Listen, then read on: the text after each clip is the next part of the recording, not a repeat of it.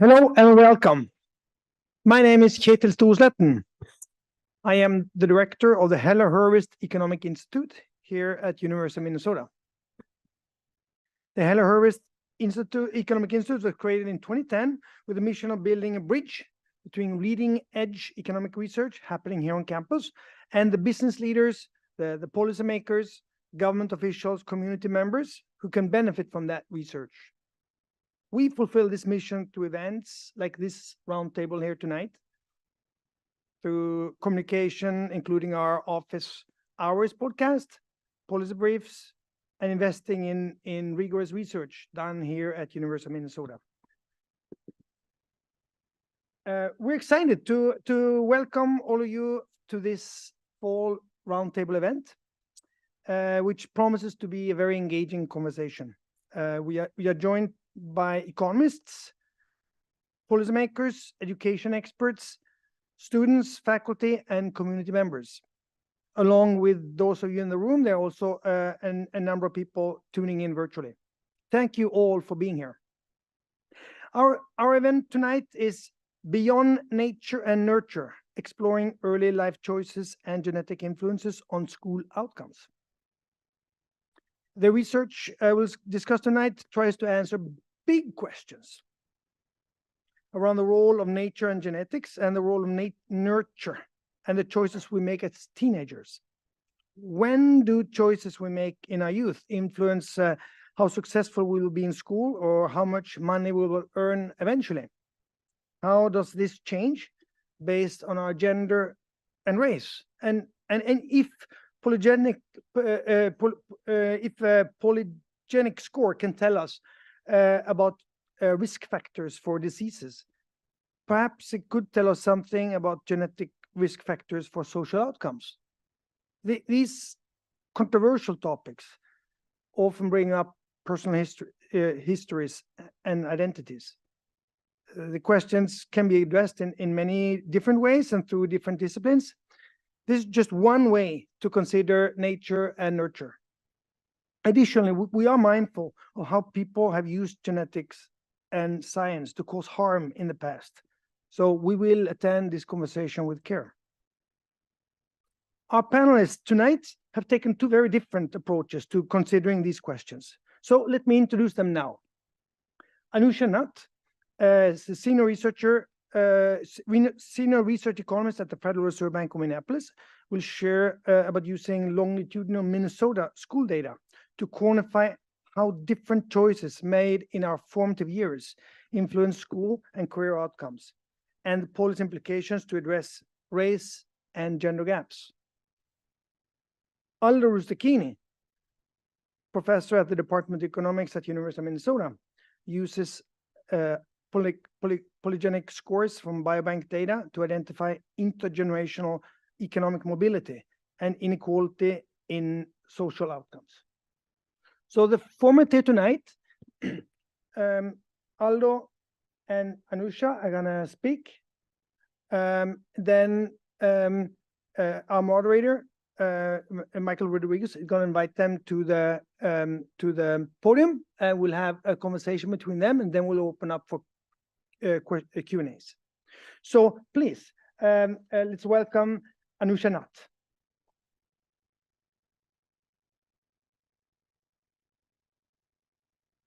Thank you for the introduction and including me on the program today, and thank you all for being here. So today I'm going to talk about racial and gender differences in school, college, and career paths. This is joint work with Katerina Borochkova, who's from Federal Reserve Bank of Richmond, and Alicia Liebert, who's from Minnesota DEED.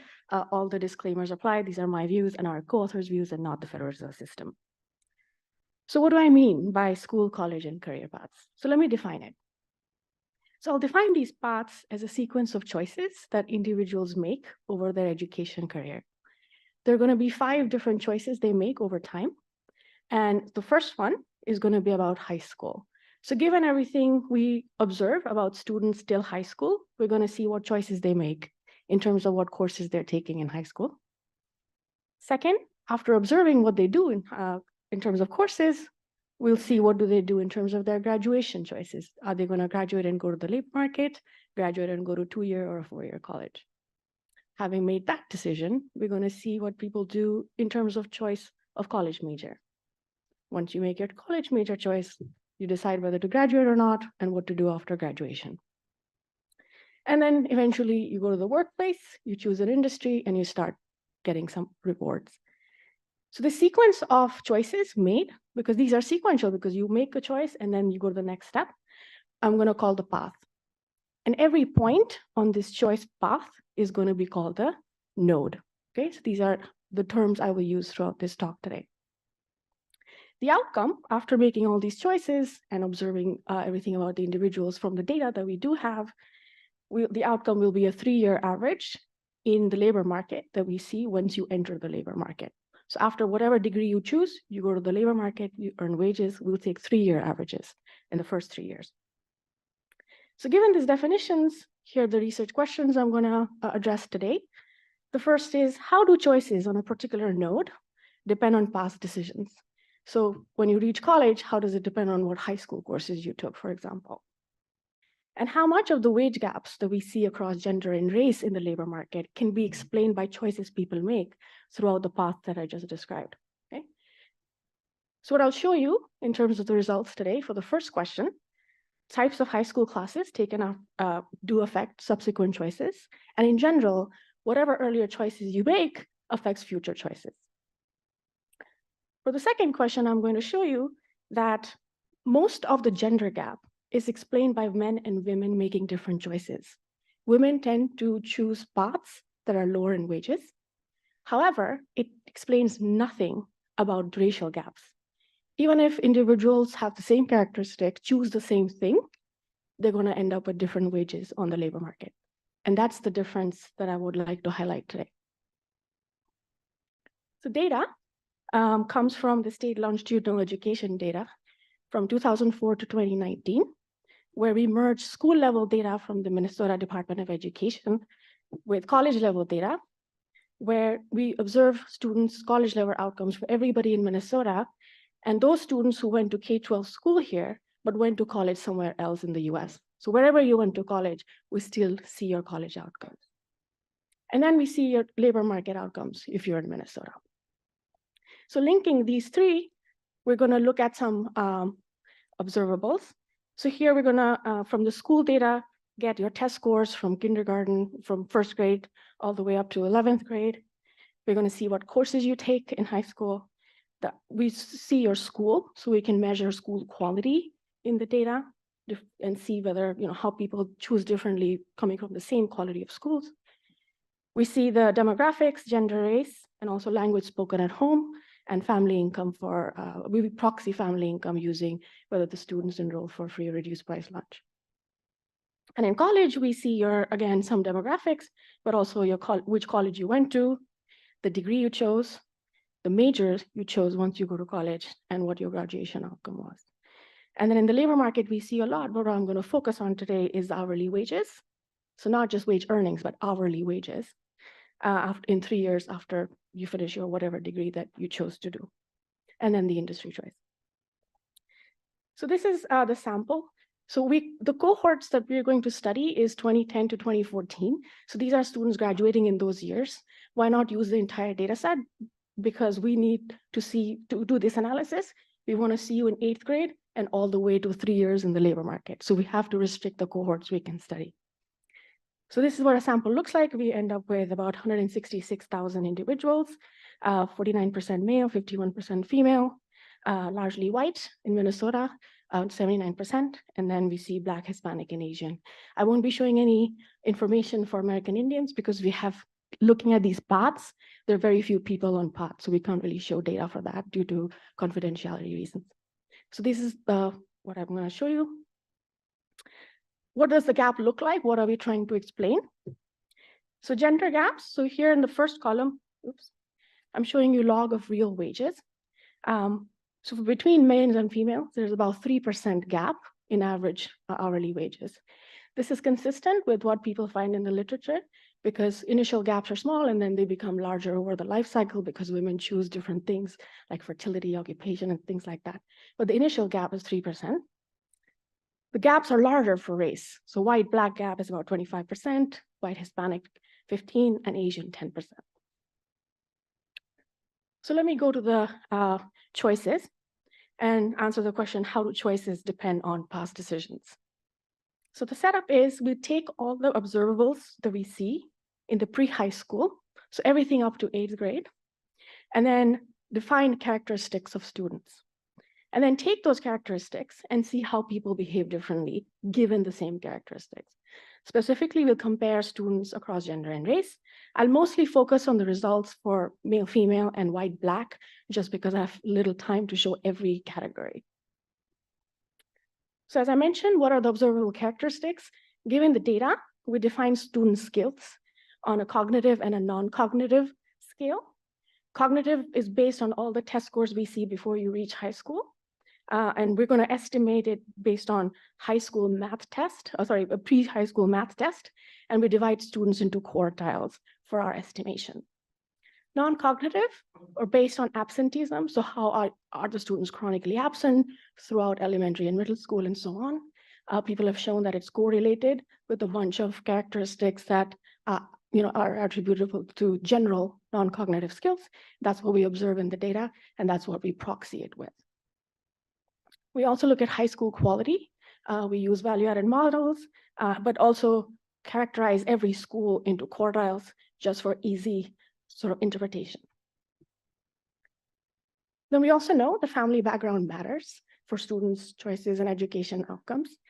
So we proxy for the socioeconomic status using the enrollment into free and reduced price lunch program, and cultural background by looking at the languages students speak at home.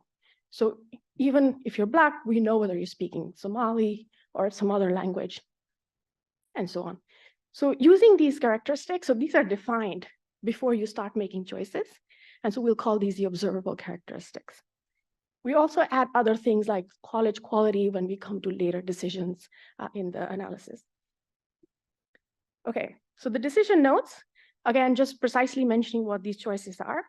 In node 1, you're going to choose either AP STEM, AP non-STEM, CTE, which is career and technical education STEM, or non-STEM, and then none.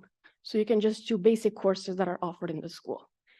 So we're looking at all of the schools that we're looking at in our sample offer these courses, right? So we've removed the schools which don't offer these courses just to make sure it's not because of access to these courses. We want to make sure we're looking at choices.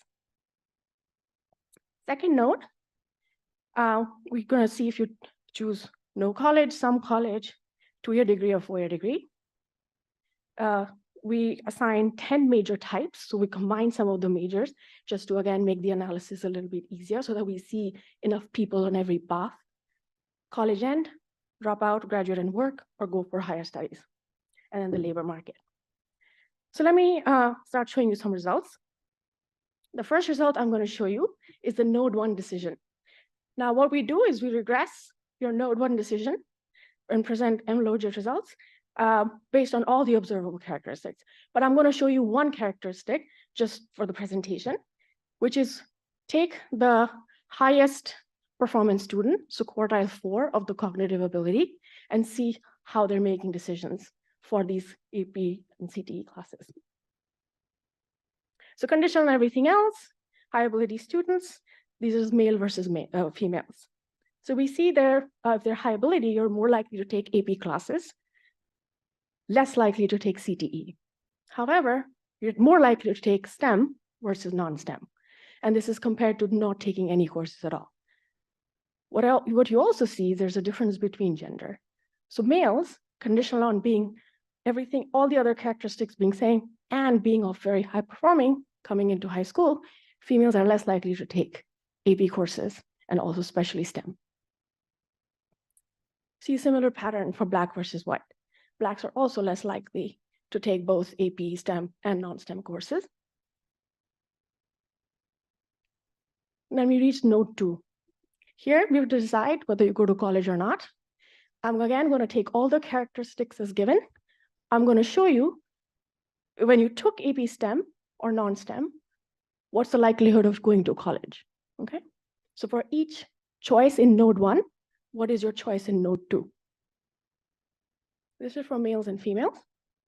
So the first 2 bars are, if you took AP non-STEM, FYC is 4-year college and TYC is 2-year college.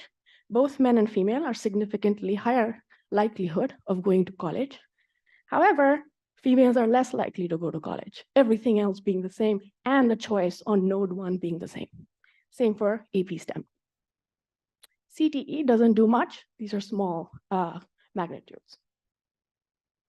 So this is for gender. And let me show you race. It's different. Blacks, conditional on taking courses and having the same characteristics, are more likely to go to college than whites. And this is true for whether you do AP STEM or AP non-STEM. Doesn't matter too much for CTE. So this difference between how gender decisions differ between node 1 and 2, and race decisions differ between node and 2, I'll come back towards the end. Third node, you've chosen your high school courses, decided whether you want to go to college or not. If you do decide to go to college, what major are you choosing? And then how does your high school course affect that? Male and female. Females are more likely to take, so for the first one is AP non-STEM. They're more likely to take education and less likely to take engineering, as it would be if you're taking AP non-STEM. But if you're taking AP STEM, women are still more likely to take education than men. Magnitude is small, but it's still positive, right? And they're more likely to take engineering compared to men as well. So even if you take AP STEM, there's some women who go to education, for example, as a major. Similar patterns actually for Blacks and whites when you reach this stage, especially when you look at AP non-STEM and education, okay? So these nodes basically tell you that what you do in high school does affect other nodes. I can keep going on till the other nodes, but I'm going to talk about this in the last few minutes that I have left. So the next question was, well, we know that what you do early on matters for later choices.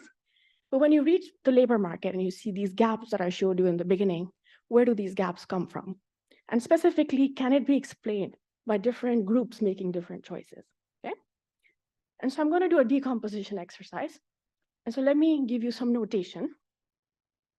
So I'm going to look at log wages, which is going to be WA of K.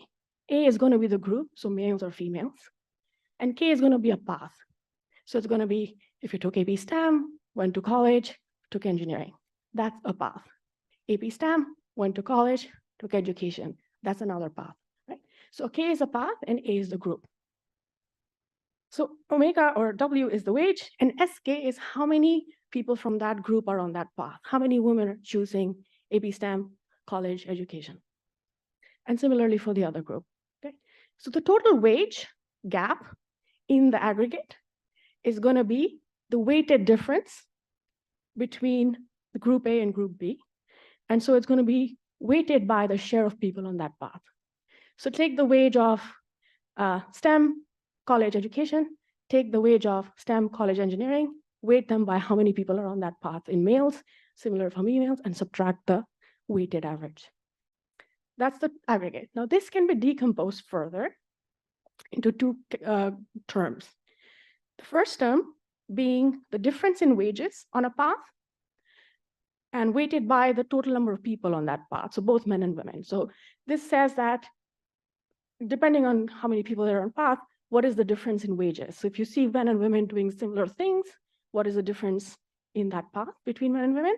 And the second is, let's take a high wage path and a low wage path and see the difference in number of women in them, the number of men in them, okay?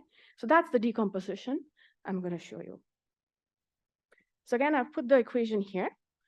And so these are model generated gaps. They look very similar to the data I showed you in the beginning. And I'm going to show you the numbers here, okay? Again, within path means you do everything the same, you have same characteristics, but you get different wages. Across paths mean you choose different paths, okay? So this is what we get for women. The within path says minus 1.4, which means women with the same characteristics and doing the same thing as men actually earn more than men. Between path means they're actually choosing different things throughout. Okay, so the gap is coming from women doing different things than men. Race, it's the opposite. It's all coming from within the path. Black individuals do the same thing, have the same characteristic, still earn less than whites. They're actually choosing better options, as I showed you in note 2, and I told you I'll come back to it. Having taken STEM, they were more likely to go to college than white. So that's telling you that they make choices which lead to higher wage paths, but when they're on the path, they earn less than their white counterparts. And you get similar results when you look at white Hispanic, white Asians, and so on. The magnitudes are different. They're larger for Black, white. So main takeaways. So what I've shown you today is that high school classes that you take affect subsequent choices, and that the sources of wage gaps are very different, whether you look at gender or whether you look at race. More precisely, women are more likely to choose lower paying paths, and that's where the gaps come from. And minority groups, and especially I showed you Black individuals, choose similar paths. It's just that they earn less on those paths. So that's the end of my talk. Aldo is next. Thank you.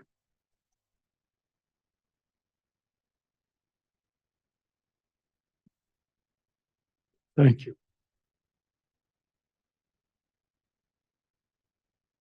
So this is inequalities. That's what I meant. For those who are old enough, here is an image of the movie Amadeus.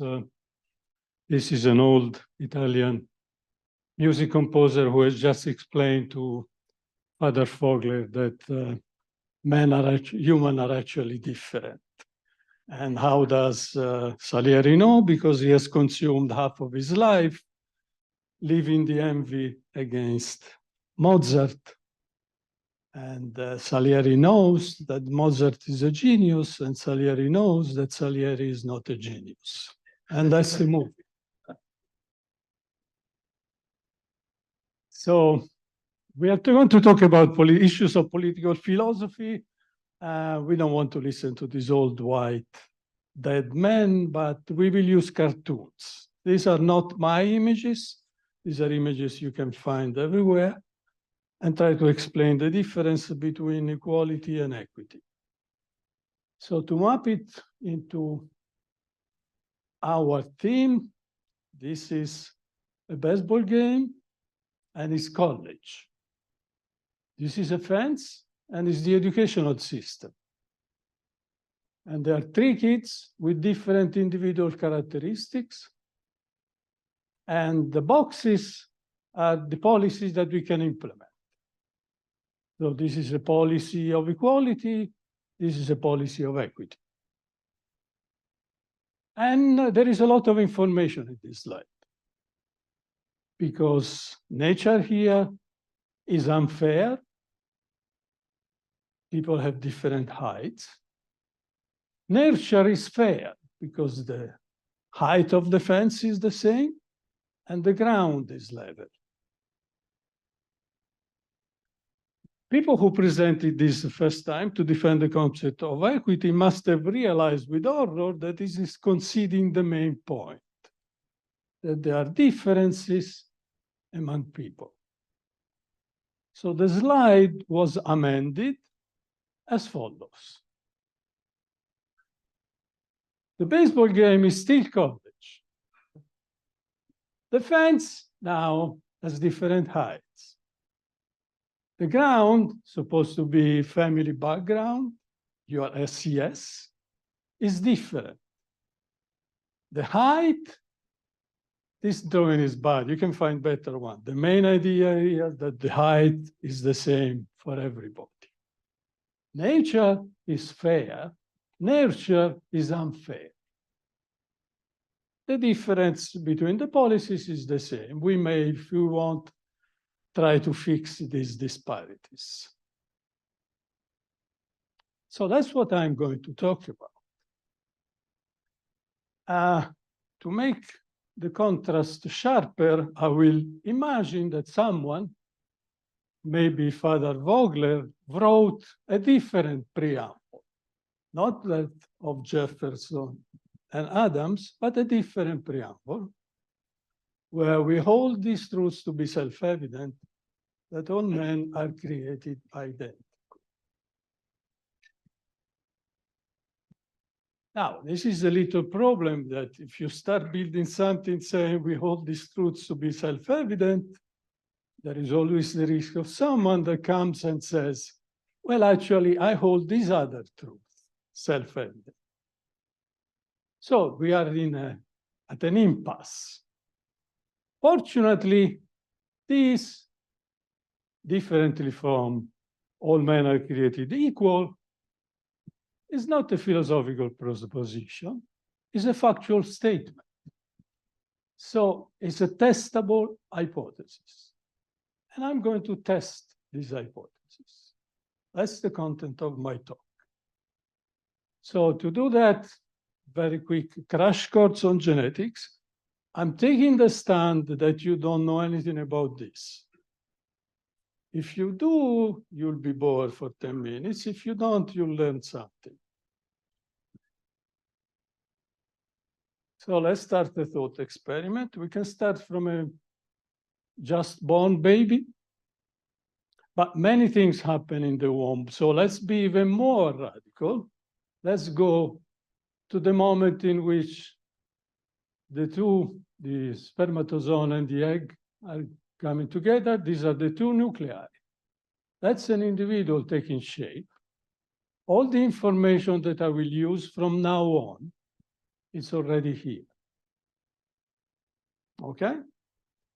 It's all nature. What do we do? You know that our genetic endowment is expressed in chromosomes. We have two, one from the mother, one from the father. It's all wrapped in the helix, but the information here is redundant, so we can unravel it, and we get something like this. Now, this is important, so please follow me if you don't know this for 10 minutes. So all the genomic information is expressed by 4 letters or 4 nucleotides, and we summarize as A, T, G, and C. And so an individual is really a sequence of these combinations of 4 letters. In each position, you can have one of these 4 letters. The situation is simpler because for most of the position, the letter is the same. So here for this individual, A here, T here, and so on. And for all other individuals, it's A here, and A here, and T here, and T here. For this individual in position 7, you have in one of the chromosomes a T, in the other chromosome a C. If you find this boring, please follow me, because all I show to you, otherwise you will think I'm pulling a fast one on you, okay? In this position, there is a C and a T. So if you think about it, an individual can have 2 C's there, a C and a T, or a double T. And that's the same for many other positions along the chromosome and then along the genome. And this variety, this possibility of change, is a polymorphism, so it's many shapes, single nucleotide, because there is only one thing that changes, which is the nucleotide here. It's either C or T. So you have reduced actually an individual, its genome, to a sequence of 0, 1, and 2. So you will go on a list, SNP 1, 0, so you have CC, SNP 2, 1, and so on. Of course, it changes depending on the particular SNP that you're looking at, which of the 2 letters. But once you agree which letter is 1 and which letter is 0, that's what you have. So that's That's the information you need from the individual. You have to combine it with some information that is coming from society. That's the hard part, and that's where all the tricks are. This is really uncontroversial, okay? So you can do this. You take an individual, you take all the individuals, a bunch of individuals. So to make an association study, you need, I don't know, 120, 150,000 to have it something decent. You can have, you need now 3 million to do something really good. No?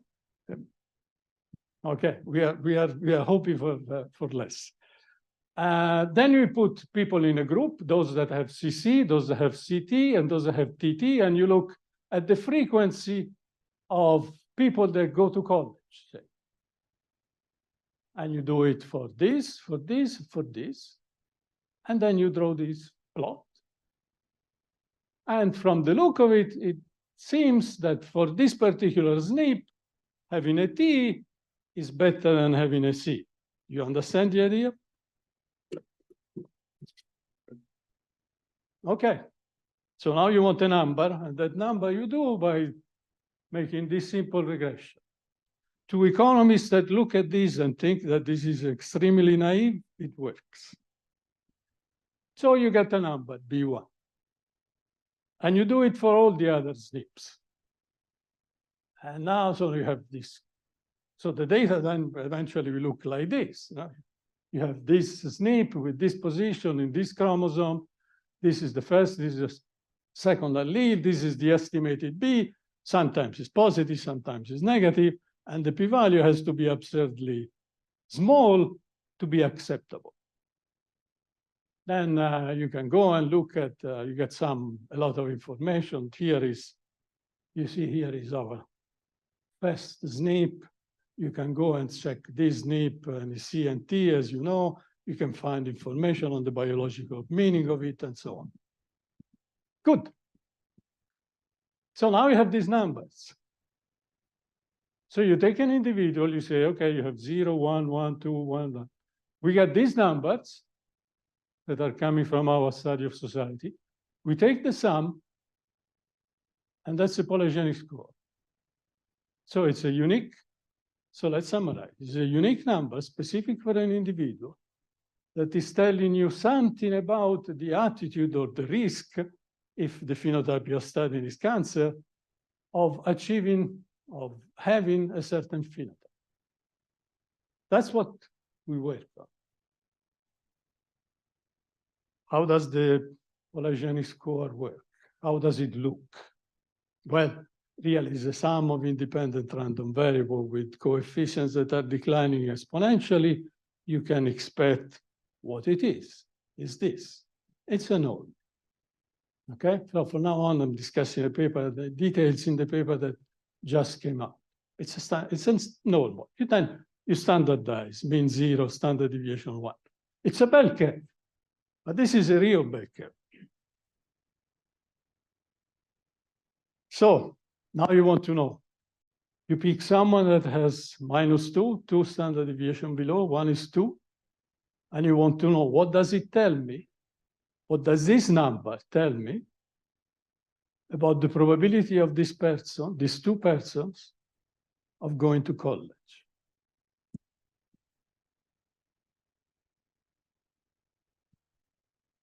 Here is what it says.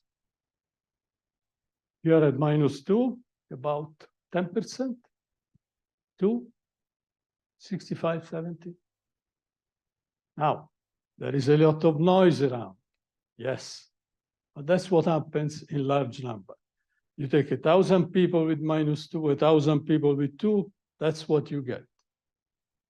Any objection to this? You should have. There is a lot of stuff under the hood, but any questions about this? That's what the polygenic score tells us.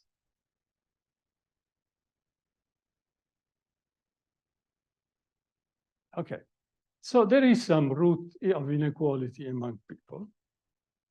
As this This second is a team that fascinates me. You know these two guys? Who is good? So these are two rich people that marry across the Atlantic. You know, my grandfather married my grandmother. She was living next block. Now, these people marry across the ocean, but they are rich. So people tend to marry, they are similar. What does it imply if you look at the genetics of this? A surprising thing, I mean, that now it has been repeated and found many times over. In our data, it means this.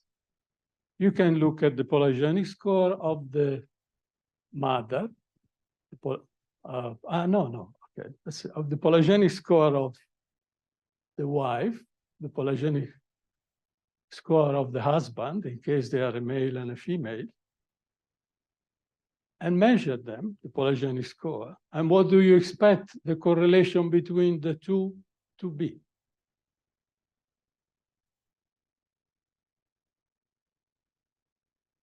In principle, since they're completely unrelated, the correlation should be zero.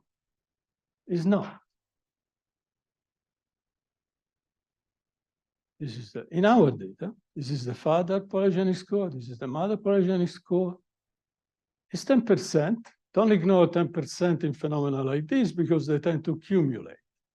So now you have a society that is working, selecting, even on the genetic side, on these principles. You can now write, and I think economists should write, to have an understanding of society for real, a complete model in which the equations that we used to use are now replaced by a fully blown genetic model, and you find something interesting like the one I tried to describe in this graph. These are 4 alleles. These 4 lines I will explain to them. On the x-axis, there is income. On the y-axis, there is the frequency of the different skill alleles. These are alleles that you would like to have. This is an allele that has a very small beta. This purple is an allele that has a very large beta. The distribution according to income is different for the two. 5 minutes. I think I'm on top of it. The distribution is skewed in favor of the people with higher income. I let you draw the conclusion from this.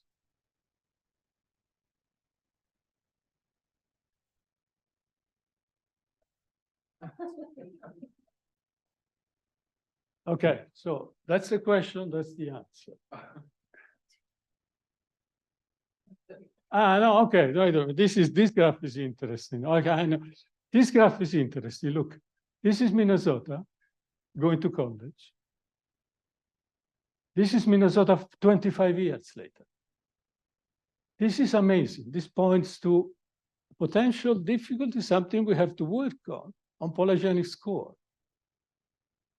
Everybody knows that access to college has become easier.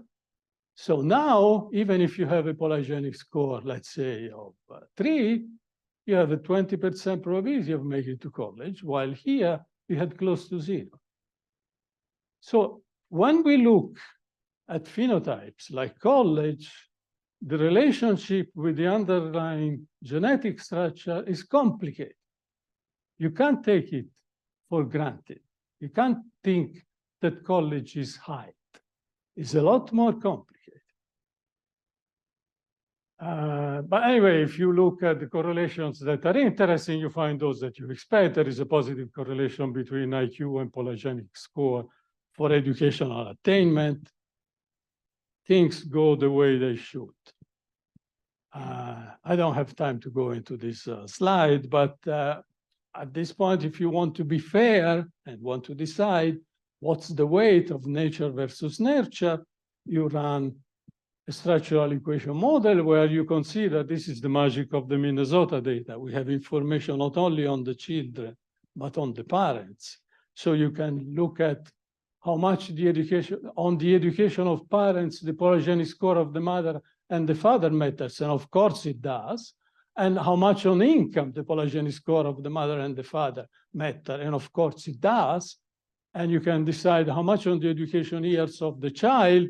All these different things matter. This is the polygeny score of the individual, and it matters this much. And this is, sorry, this matters this much. And this is family income, and it matters this much. And the polygeny score of the father, and matters this much. So income and polygeny score are on the same dimension, roughly. How much being male matters, you know it does. So you can, if you want, you can look at the paper and look exactly what is the relative weight of nature and nurture. Let me conclude. My conclusion is this. If we think that this modified preamble is true, I think I have enough evidence to say that it's not. Do I have 1 minute more? Just one philosophical. So someone understands what this is? So this is, okay. The natural reaction of people who hear something that they don't like to hear is doing this.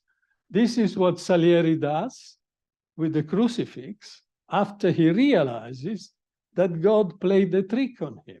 God is the fancy name for nature at the time. They used to call it God.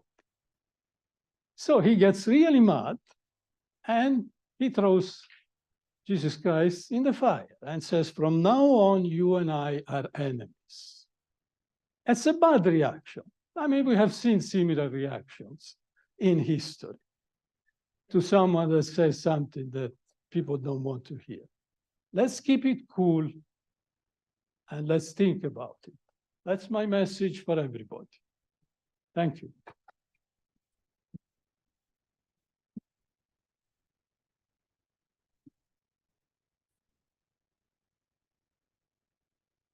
Thank you very much. Now we're moving to the second part of the program. We're pleased to welcome our moderator, Michael Rodriguez, Dean of the College of Education and Human Development and Professor of Educational Measurement and Assessment. He holds the Campbell Leadership Chair with a focus on education equity. So it's an ideal moderator, I would say. His research group is currently exploring the role of the social and cultural context of learning and positive use development. Please give a hand to Michael.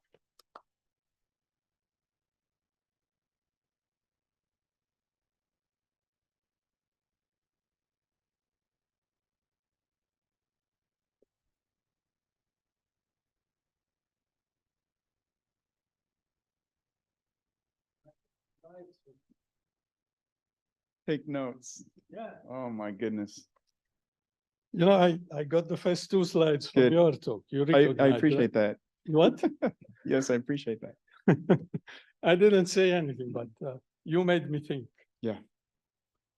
Well, I'm happy to be here. I am a quantitative methodologist focused on educational measurement and assessment.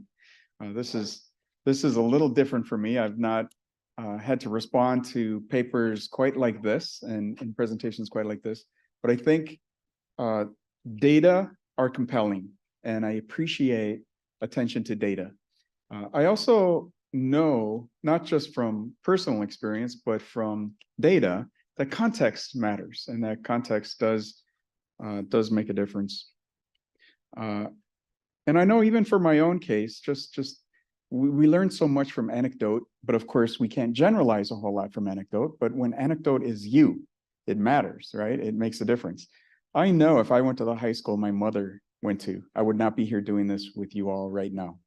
I attribute my being here to going to a school in the suburb and not on the east side of St. Paul. Not to disparage the east side of St. Paul, because my early childhood there also brought me here. And so both played a role. And there's a piece of both of what I think the 2 presenters discussed that we can't really quantify or put in our models. And it's odd that we have these religious references because we have free will, right? Free will always sort of creates a little bit of noise in even the best, most closely specified economic prediction models. And so I have just maybe a couple questions for the two to consider, and then we'll open it up for questions from you all and see what else we can, see what other kind of trouble we can make here. And my questions stem a little bit from just my own positioning with this fifth generation Minnesotan. I should say this better. Fifth generation Minnesotan. First in my family to go to college. So Anusha and I have had the pleasure of working together on a number of projects over the years, and I'm glad to be here for this. You started the presentation by making a claim about the nature of the data, and this is awesome data because it's longitudinal. And this is something that Minnesota has done just over the past several years to make this rich information available to answer the kinds of questions that you're answering that I think are really important. Choices individuals make is how you sort of introduced the idea. And I wonder how much of that is accurate in terms of choices individuals make versus choices individuals have or are expected to make or are supposed to do or are able to do. I don't know that these make a difference in the modeling, but perhaps they make a difference in the interpretation on the other end. And so the fact that you have student, school, family, and community characteristics is rich. It brings great depth to what you're doing. Access occurs between schools. And so you did a nice job of selecting schools where students had access. But access, I would claim, also occurs within schools, that not all students have access to the opportunities provided within a building for a number of reasons. And I wonder if those are captured by student, school, family, and community characteristics, or perhaps not. And so, as an example, I appreciate the finding. Black students take fewer AP courses, but those that take AP courses are more likely to go to college. It's powerful. And I wonder about the difference in terms of being able to take AP courses simply because your school offers it or because they're accessible to you within a school, where I might argue segregation, of course, not only occurs between schools, but segregation occurs within schools. That's a good question and a long one. So I'll answer several in several parts. So I completely agree. What the right word to use is observed choices. So yes, we have some rich data, richer than most, about what is available to students and what the observed choices are. So we've tried to control for everything that we observe, but also I didn't go into details with this, but we also tried to look at an observable type. So we don't know what there's some unobservable characteristics, like, so we have some proxies for cultural background, but maybe, we know there could be other parental inputs or investments that could be going in that drive students to choose one or the other. So we do have some types of individuals which we use the data to create and control for, but there definitely could be other observables driving the choices. So while we cannot say anything at this stage is why people are making different choices. Is it coming from preferences, constraints, or some beliefs about the future? That's something that we're doing in future work, trying to disentangle these different reasons for why women choose differently or why different racial groups choose differently at different spots. So that's kind of part of the future work in progress. And I think the second part of your question about what,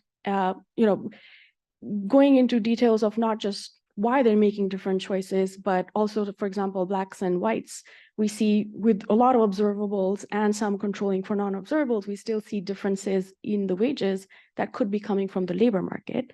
So one part which we haven't done yet, which we plan to do, which comes into these observable parts, is the labor market. So for example, if you take two nurses who identify themselves as males, one identifies as white and one as Black, they have similar characteristics, maybe observed, and then we see them in the labor market. Now, why their wages could differ? It could be because one is working for a firm which pays more, maybe a bigger hospital, and maybe a Black individual is working for a hospital which is smaller and can offer lower wages. Now, the reason why they work in different firms and different wages could be one, well, maybe it's discrimination. Maybe it could be both had offers from both hospitals.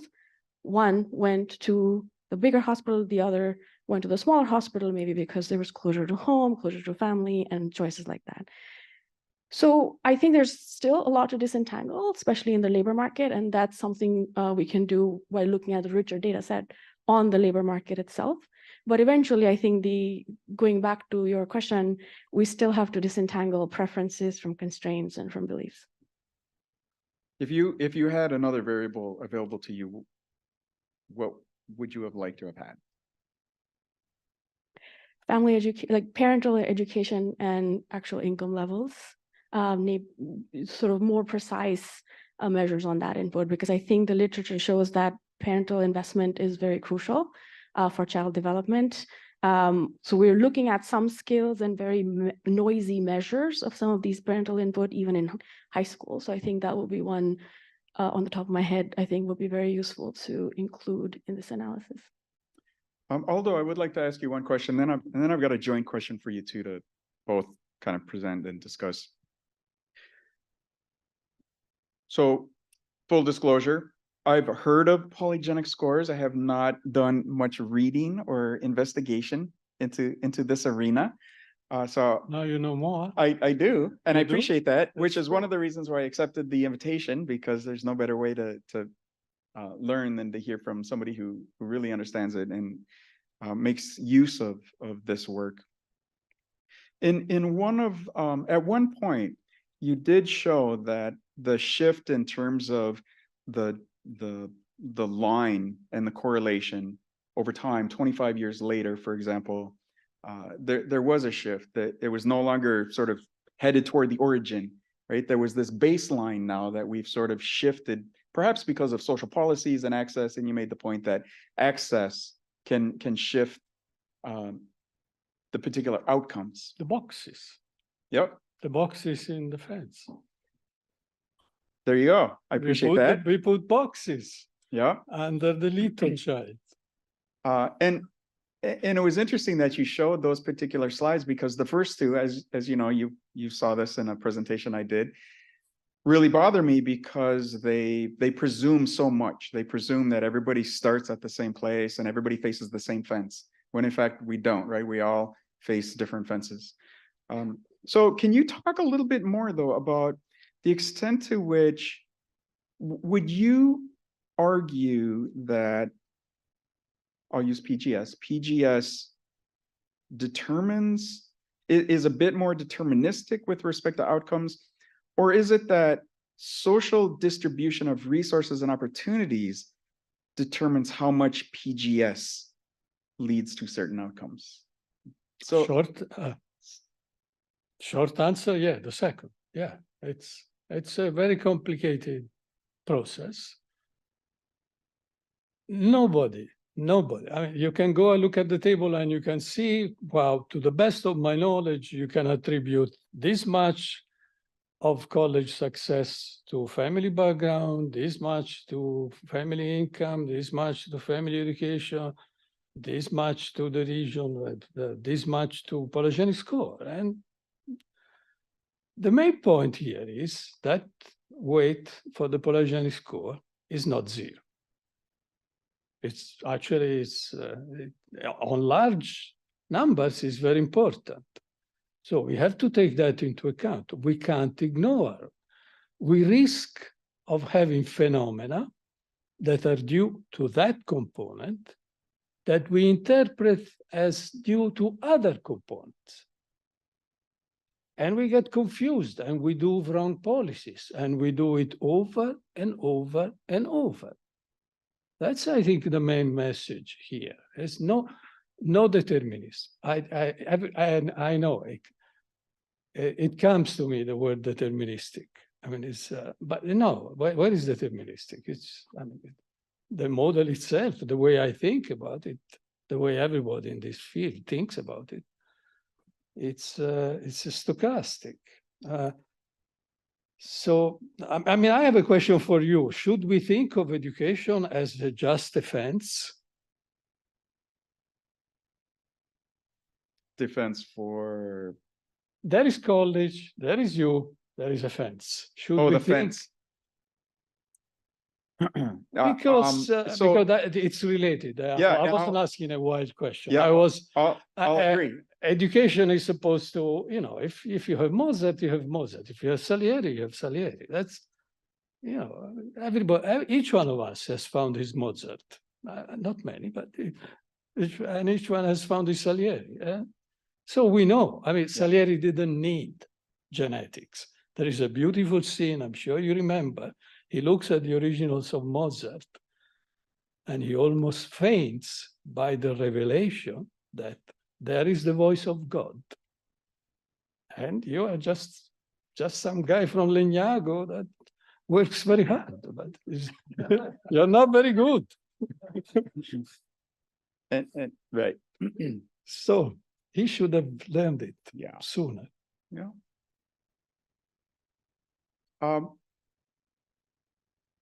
Let me ask, well, so I would like to ask you the same question I asked Anusha, and that is the polygenic score something that is really worth getting to know and investigate? And is it really about that? Is it really genetics, or are we using that as a proxy for something else? Because almost all the variables in our models are just indicators for something else that we really care more about. So far, it's just a proxy for something else. I mean, it tries to identify pathways that must have a biological explanation. Eventually, we'll find it. Someone else will be long dead. But it's a proxy for something else.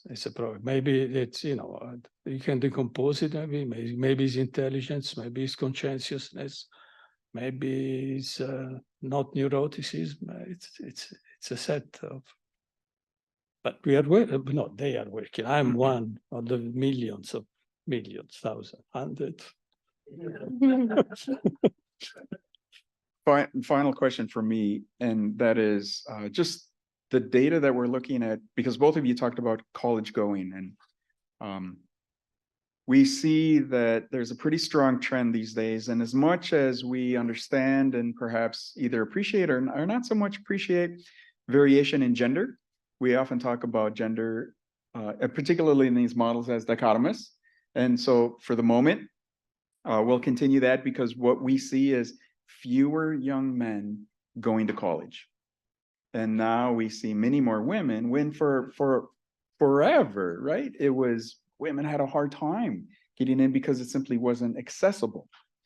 But now there's access. In fact, you see the polygenic score of women is going down. So talk a little bit about what we hear at the university from our applicants is that perhaps young men, for whatever reason, aren't seeing the value of going to college. That the value proposition is one that perhaps this particular group has decided I'll make more in 4 years without all the debt if I start working now. How does that kind of mind frame and whatever messages people are getting, how does that affect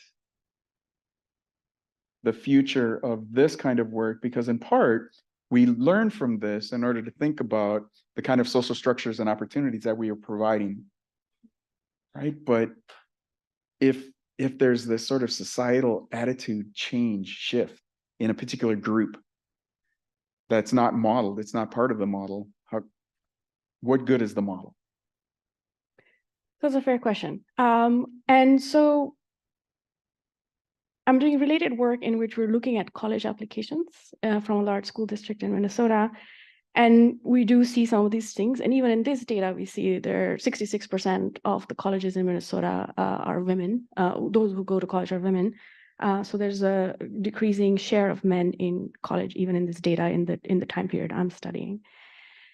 So the value proposition that you talk about is a mixture of what you think is going to be your lifetime wage earnings if you choose certain things, and the cost of going to college and getting that. And so there's a huge debate about, the debt. First of all, is college cheap? Is it easy to borrow? How you repay the debt? All these things also go into the calculation of choosing what to do. So basically choosing college versus not college. There are also opportunities where, there are vocational paths that you can take. So instead of doing a 4-year college, you might get a 2-year degree or a vocational degree and earn and get pretty good stable earnings over the life cycle. So some men more disproportionately might choose those paths than women. Women are more likely to go to 4-year college than 2-year college, for example, as well. So I think the answer to that question is, one, information, and the other is it, it's preferences. So is it information? Are people being misinformed about what the lifetime wage earnings would be if they choose what their parents did and things like that? So I think those have to be disentangled in a more formal way. And this model doesn't really answer that. Kind of the exercise that I talked about today doesn't really directly answer that. I think we really need to model the returns and the cost, and then think about information playing a role in that. Do you have a thought on the value of these models in the context of rapidly changing public opinion and attitudes? On what? Public? So attitudes about the value of going to college, as an example. That's the example on today, right? Okay, so I mean, I've recently written a paper in which I show that the college premium is actually declining in line with intelligence. That's right. So I think it's actually declining. But you know what? I went to college, and when I went to college, I mean, full disclosure, I went to college in a very troubled period in Italy. And going to college meant you studied. Was really Gramsci fighting with Stalin, or we were studying these issues? And we found it fascinating. Maybe college today is boring.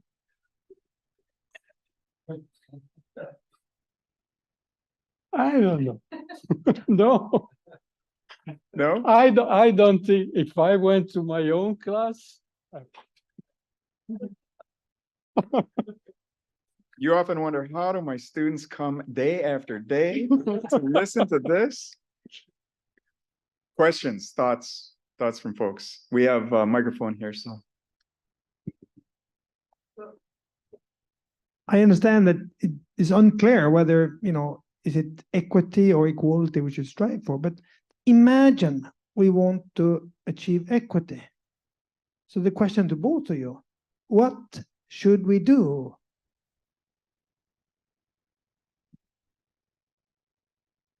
Why should we want? Is that should we? Okay, let me translate. In terms of policy implications, imagine you're the government and you think equity is a good thing. Imagine you think that.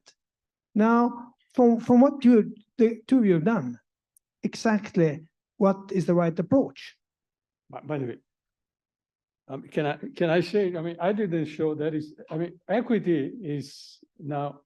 If you start looking at this, equity is now being replaced by a more daring ideal, which is liberation.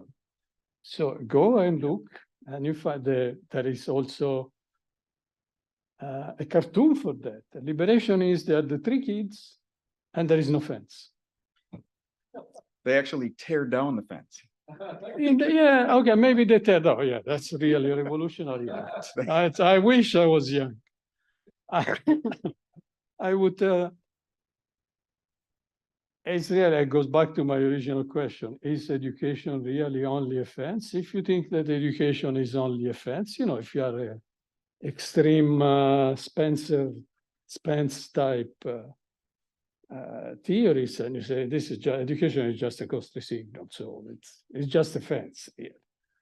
But do we really think education is that what we are doing? Education just a fence? No, So I think we shouldn't think in those terms. I don't agree with the philosophy presented in those cartoons. That's my answer. But you think education is a fence? Well, no, I don't think education is the fence, but we do know that 70% of the differences in school achievement in Minnesota can be explained by school composition. Just knowing the background of those kids explains 70% of the differences between schools in Minnesota. Anusha has seen the data. I would agree. Even in the data that I showed today, that control for that, within that you see the differences. So going back to Jatil's question, so the answer about what would be the policy options for this, so I'll say two things. First, so what the results that I presented today indicate that the types of policies you want to think about for reducing gender gaps are very different than what you would think about for race. Now let's take gender gaps. So we find that women choose very different things.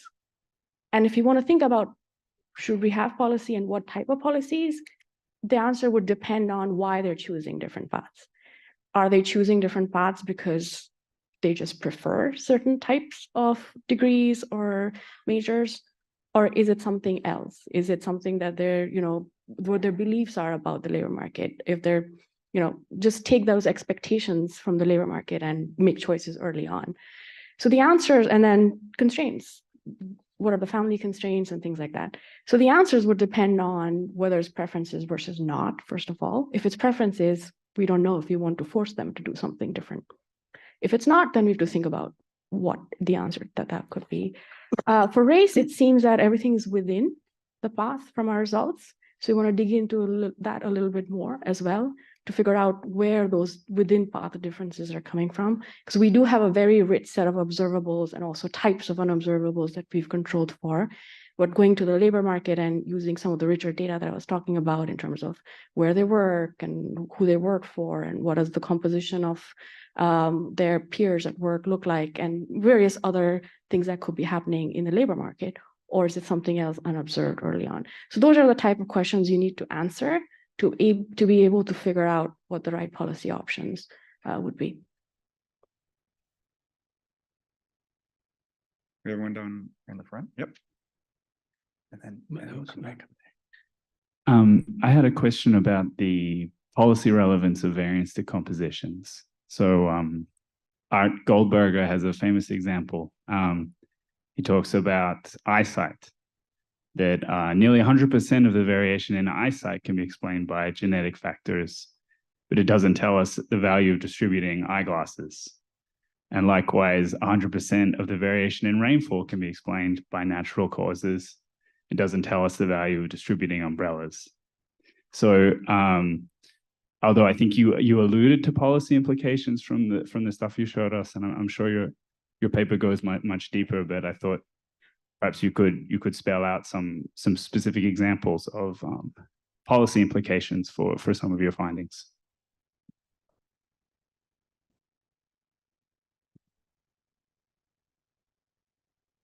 Oh, it's just me. Any since you gave us the results.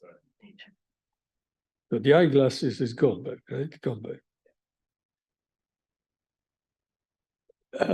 First thing, don't destroy the table where you run the test. And I'm afraid we are going to do that.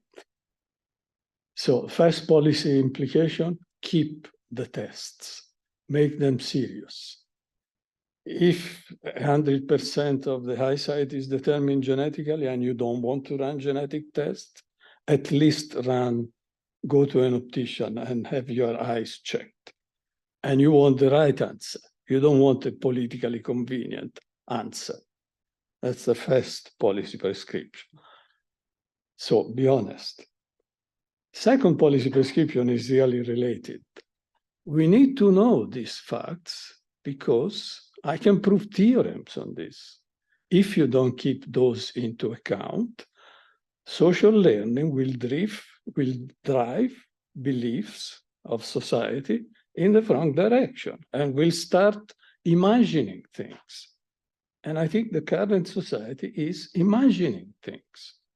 is accusing something, this is due to this and that. And we lose track of something that has a very simple explanation. And just learn to live with it. And look, there was a Copernican revolution and people learned that actually we are not the people loved by God because we are in a planet in the middle of nowhere. And it took us, what, 300 years to overcome the shock? Then Darwin and Wallace came and read their July 1st, 1858. They read their communication and they said, actually, God, maybe he doesn't even exist, but if it does, it doesn't care about us because we are the fruit of evolution. Another shock, God is dead, the disenchantment, Weber. Another 100 years lost in. Now, I just try to explain, nature is unjust. Live with it. It's just, we are not at the center of the universe and we are not created by God in his image. And nature is not just. Live with it. It's not just all these revolutions and eventually say, well, it was not such a big deal. It will happen the same with this if we are mature. So that's really my policy implication. Okay, anyway, put the glasses for goodness sake. Don't pretend. Don't pretend that it's all okay. So Anusha, have you thought of a policy implication of the partitioning of wage gap within and between paths? So in terms of the difference between race and gender? The wage gaps. Yeah, so I think, so thinking about between versus within. So again, between is women are choosing different things, and the policy implication would, like the question and the types of policy instruments depend on why they're choosing different things. Some of what we can see in the data is if you look at over time, if you go more deeply into the data and the types of courses women are choosing, it could be if they're, one of the things that we see in one of the school district data that I'm looking at is women get discouraged. And this is something that's shown in the literature. They underestimate their, ability to perform well. They might choose different courses if they don't do well. And boys, if they get a bad score, they just keep going. So that's something that we see in our data as well. That could be just learning about your own ability and they learn at maybe a different rate, or they don't update what what their true ability is, as well as boys do or as quickly as boys do. So those types of beliefs about their own ability could be driving some of these path choices. If it's preferences, on the other hand, so we want to disentangle how much of it is something like this belief about themselves and how much of it is preferences, and the policy response would depend on the answer to that question. So once again, you kind of focus on individual decision-making, when in fact, I think the decision to go to college is often also driven by the kinds of supports, encouragement, career guidance, counseling, right? And we know that there are differences, race and gender differences in the kinds of supports and encouragement and counseling that students get. That's right. And I think the school district data that we have, so this is the data that I showed was for the entire state. The school district, we see who studies in which classroom, what teachers they have, who their guidance counselors are. So we can do some analysis there. We're using sort of fixed effects to see within a teacher interaction, within the guidance counselor interaction, what we can see. But these are observables. But I think through the lens of the model, we can try and look at this richer data and variations across cohorts in access to this. So, there are changes in policy we can look at across time. And then also in the time period that we're studying, there were changes in college tuitions and like how generous the college fundings are. And because we see the college IDs of students, that's something we can bring into the analysis, which we haven't done so far. But it gets to your question of access versus choices a little bit more. We may have time for one more question. There was the gentleman in the maroon shirt. Did you still have your question, or you want to pass it on? Okay, great. Is it on? You began in your talk with a zygote, and I just wanted with a zygote. a just newly fertilized egg, Ah, yes. the union of the gametes. And I just want to emphasize that no zygote develops except in some environment. And the environments that impinge on zygotes during their development, even in utero, in humans, certainly also in the seeds that I study as an evolutionary geneticist of the plant populations I study, the environments that impinge on individuals during their development, during gestation, through their whole lifetimes, do affect their conditions when they're born and throughout their lives. And I want to emphasize that the polygenic scores that you are supporting here are strictly correlational. They do not account for confounding with environmental conditions, and geneticists who are really striving hard to validate these methods are finding severe biases due to confounding with environmental conditions. I will say that in populations where we can actually do experimentation and study genetic variation of traits relative to environmental influences on traits, heritabilities are typically around 20 or 30%. Those are high heritabilities. It's just not conceivable, not credible that heritabilities of access to schooling, for example, or any of these other social attributes have the heritabilities of the level that have been propounded in not just yours, but many other papers recently. They're not credible. I also want to call attention to the stigmatizing effect of a polygenic score on a child or maybe a zygote. If the polygenic score is found to be very low, what are the prospects for that child? Even taking your data as you show it, you even acknowledge the tremendous scatter in it. The consequences for a child that is found to have, by these measures, a low score, I just fear for those children. I am a geneticist. This is just terrible abuse of the field.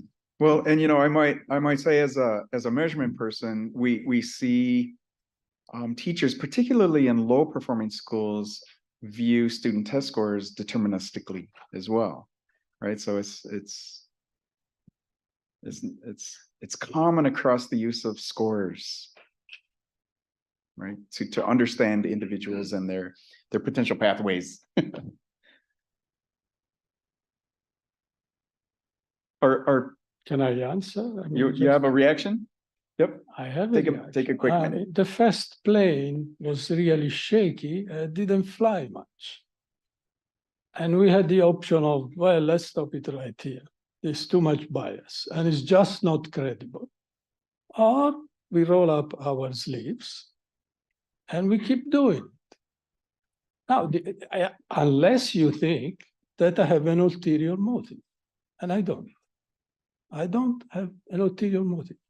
My grandmother couldn't read, couldn't write.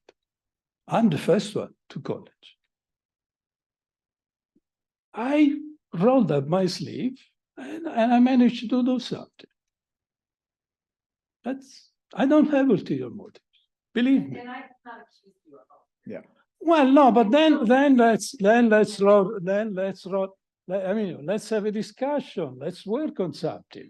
I mean, they are adversarial papers. I think the only hope we have is to search for truth. That's it. I think we close there.